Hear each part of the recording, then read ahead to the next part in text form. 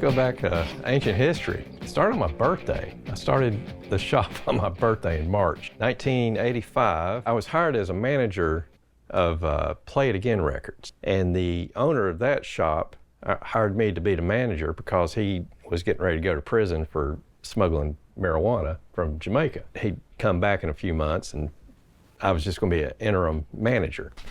Well, he showed me the ropes, and then he got to stay there. And then I got to deal with all of his debt that he ran up around town. So we changed the name, me and the remaining partner, and called it Raven, and painted the place, got some new stock, and then I was told, oh, by the way, you've got 2 months to get the heck out of here. I was down next to the old White store. They're getting ready to tear it down and develop it and put in Davis Kidd Bookstore, which is, I'm not sure what's down there right now, but I had to move. I got real lucky. Vintage Clothing was moving out. They were moving on up to Manhattan, and I was able to move in right behind them. And that was that little armpit spot down there in the alley behind Walgreens, which was perfect for a record store. And I'd probably still be there if I had a higher tolerance for grime. Plus the place flooded every now and then. I got to a point where I needed someone to work for me. And Todd Steed was working at Katz. And I approached him. I saw this guy was in a great band and knew a lot of folks. I knew he'd be a great asset working for me. Had a great relationship. He was my manager for 7 years.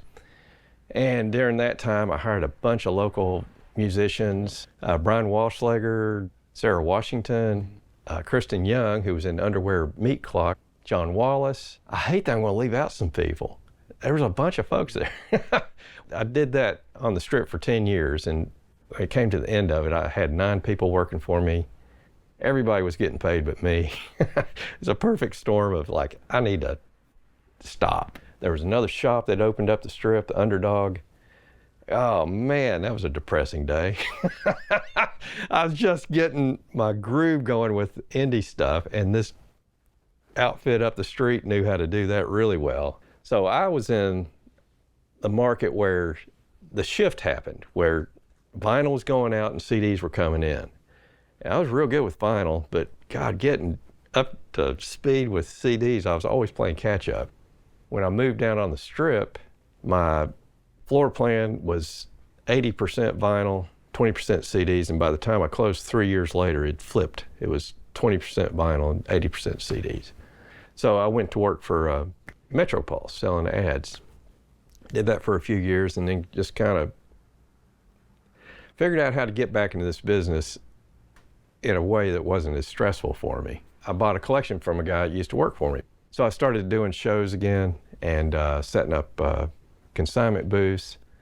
And when Jack and I got together, I had 5 consignment booths around town. I called up Jack. This is a great story. The appropriate time. Yeah, I called him up. I said, you know, you've got 4 storage units full of pop culture stuff. Why don't we share rent and open up a spot? Get Raven going again after 16 years of not having a brick and mortar. And he said, well, I threw my keys at my boss yesterday, so that'll work out really well. Yeah, let's do that. So we started driving around, and we found a place in Bearden that worked okay for a little while, but it was too much overhead, and then we landed over here after a year. So I got this huge, deep appreciation for film through Jack, and we're still sharing that all around us here. When WUTK started, I wasn't paying as much attention to them because they were playing that wimpy jazz stuff. And Todd kind of helped make them a real radio station. And then it was more important for local groups. And yeah, you paid attention to them then. Live music was still a thing. But you could stumble down the street and walk into any venue and find somebody performing. Yeah. Anywhere. Yeah. It was a totally different vibe then. Oh, the best was Vic and Bill's. Mm-hmm. Hey, good buddy. Yeah. And I knew the guy that ran the liquor store in the front, and he called me one day and said, who the hell's playing tonight? He had liquor bottles falling off the shelf because of their sound check. Yeah. It was Black Flag, and they had this massive Marshall amps both sides of the stage and over the stage. They were just in this little window with just Marshall amps going into this tiny little club. Yeah, there was all kinds of excitement back then. Iggy Pop at the Hobos. Yeah. I think it was the night before they closed, and he was tearing the ceiling down and being he was aggressive. REM, when they just had the Hibtone single.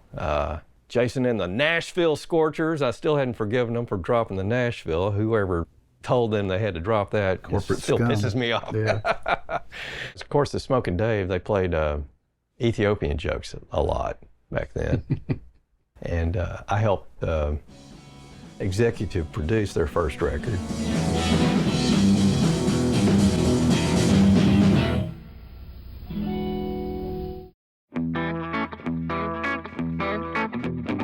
Excited about being part of this coming year of celebrating WTK, being around for 40 years. You know, I've been around 37 years. It's a voice, you know, a place to, everybody's little 45s getting played. Their cassette release, you know, Benny would figure out how to play that Whatever stuff. format they came up with, Yeah. whatever they could afford, yeah.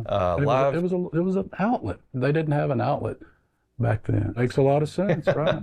Especially affiliated with the university. Yeah, Jack was staff at UT, and we met.